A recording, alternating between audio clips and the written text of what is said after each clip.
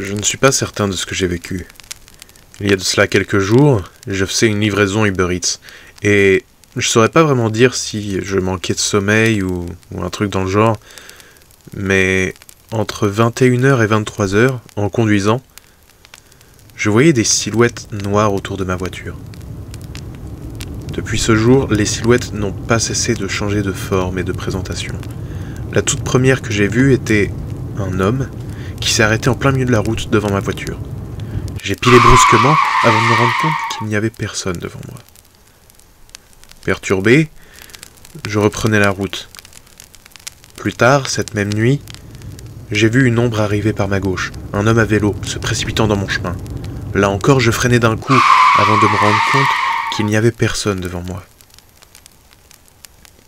Hier, en terminant ma tournée, après avoir apporté la livraison à une maison, je me retournai et je remarquai une silhouette qui m'observait jusqu'à ce que j'arrive à ma voiture. En fermant la portière derrière moi, la silhouette avait tout simplement disparu. J'avoue que je ne comprends pas du tout ce que c'est, ni pourquoi ça me suit et m'observe ainsi. Mais vraiment, c'est franchement flippant.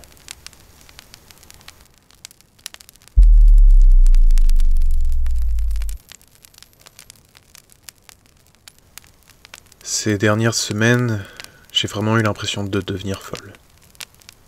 Entre le 20 octobre et le 9 novembre de cette année, j'ai eu la très désagréable impression d'être observé par quelqu'un.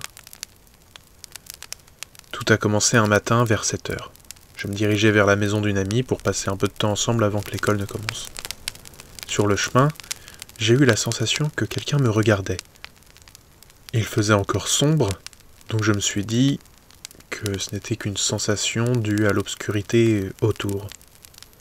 J'ai appelé mon ami, question d'avoir quelqu'un avec qui parler, et j'ai entendu un peu de mouvement dans les buissons, mais rien de plus. Je me suis dit que c'était un animal.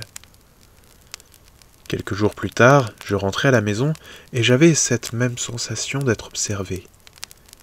Et depuis que cette sensation avait commencé, chaque jour, j'avais une sensation étrange quand le soleil se couchait.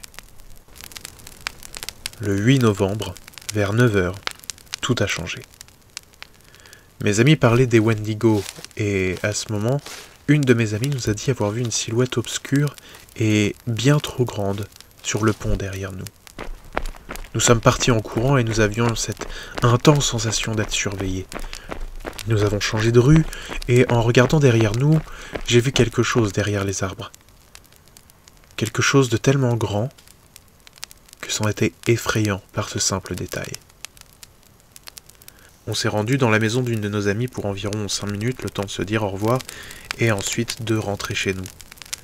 Je rentrais seul, et je n'étais pas très à l'aise. Alors j'ai appelé un ami, question d'avoir une voix rassurante avec moi pendant le chemin. Après même pas 30 secondes, un cri résonna au loin. Je me suis dit que c'était mes amis qui faisaient des blagues, ou quelque chose du genre, et mon ami au téléphone me dit que plus les bruits paraissaient lointains, plus ils étaient proches. Je ne sais pas pourquoi il a dit ça, mais j'étais vraiment à deux doigts de me faire dessus à cet instant.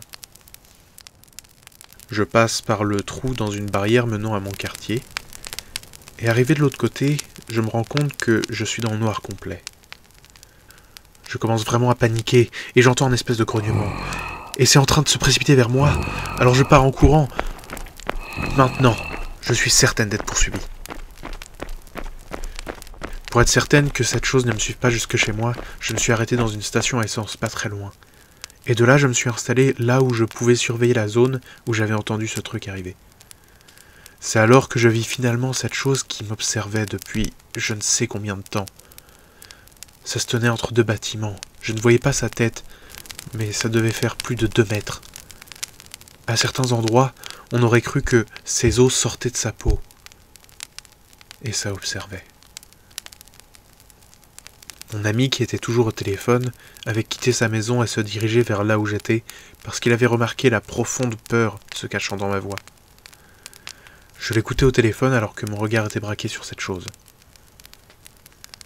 Mon ami m'annonça qu'il était au bout de la rue. Je me suis tourné pour regarder, Après l'avoir vue, j'ai retourné la tête vers cette chose, et elle avait disparu. Je vis du mouvement un peu plus loin, comme un vieux vêtement traînant dans l'air, et cette peau putride et abîmée, ce regard, 2 yeux brillants dans l'obscurité, qui disparurent. Quand j'ai vu mon ami, je me suis précipité dans ses bras tellement j'étais effrayé et je pleurais de peur. Il me rassura et me raccompagna jusque chez moi. Quand il repartit vers chez lui, nous nous sommes appelés. Je ne voulais pas qu'il soit seul pendant ce chemin. Nous discutions de ce que j'avais vu jusqu'à ce qu'il soit dans sa chambre. J'étais assise dans mon lit, quand soudainement, je remarquai des bruits étranges sous ma fenêtre. J'en ai parlé à mon ami, et il m'expliqua que, depuis qu'il était rentré dans sa chambre, il avait entendu beaucoup de bruit. Et il avait vu des yeux brillants.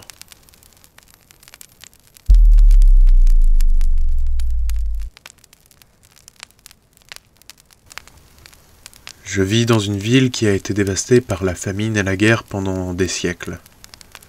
Cela ne fait qu'une 50aine d'années que les choses se sont calmées et la population a pu drastiquement augmenter. Il y a toujours eu des rumeurs, des histoires au coin du feu sur ce qui se promène dans la ville. C'est une ville typiquement celtique, pleine de toutes les superstitions qui vont avec. Elles sont passées de génération en génération. Je veux être sceptique. L'idée de ne pas être capable de discerner le réel de l'imaginaire est insupportable. Mais maintenant, je sais. Je comprends l'erreur que je faisais. Je me suis dit que retourner à l'endroit où j'avais vu cette chose, peut-être que ça m'aiderait. J'avais eu beaucoup de mal à dormir depuis ce jour.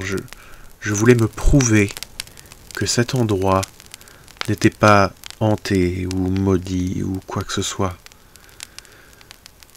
Ma mère avait également vécu des choses étranges depuis ma rencontre avec cette chose. Elle avait fait d'horribles cauchemars. Elle entendait des bruits de pas dans sa maison pendant la nuit. Elle m'en avait parlé en ayant peur de passer pour une folle. Je l'avais prise dans mes bras en lui assurant qu'elle n'était pas folle. Elle ne savait pas que j'avais vu quelque chose cette nuit-là. Je ne lui avais rien dit. Ces nuits étaient pourtant bercées par la même horreur que moi. Je lui expliquai que ça devait être la fatigue qui faisait ça et que ça passerait probablement vite. Ainsi rassuré, je l'ai laissé. La nuit tombée, je suis retourné dans cette maison abandonnée. Ce lieu si étrange, si attirant. Je pénètre alors dans cette lugubre bâtisse, aux murs troués par le temps et l'humidité. J'entends gratter dans les murs, mais je sais que les rats ont abandonné cette demeure depuis longtemps. Je ne comprenais alors pas encore pourquoi. En avançant dans ce qui devait être le salon, je me retrouvais face à la cheminée, là où je l'avais vue la première fois. Les grattements cessèrent et le silence régnait. Un silence nauséabond, abject. De la poussière tomba depuis l'intérieur de la cheminée. Un bruit étrange et guttural s'approchait de moi, alors que de plus en plus de poussière tombait. Je restai immobile devant la bouche de la cheminée. C'est alors que je vis de longs doigts grisâtres attraper le rebord de l'âtre de la cheminée. Puis la main se plaça sur le sol. Une deuxième main la rejoignit, et très vite, je vis une tête. Ce n'était pas une tête humaine, ni celle d'un animal, mais quelque chose sans aucune logique, sans même de réalité physique. C'était incompréhensible, incontrôlable. Cette chose n'était pas d'ici, pas d'un monde sensé et logique. Cette chose était face à moi. Et je savais ma fin arriver.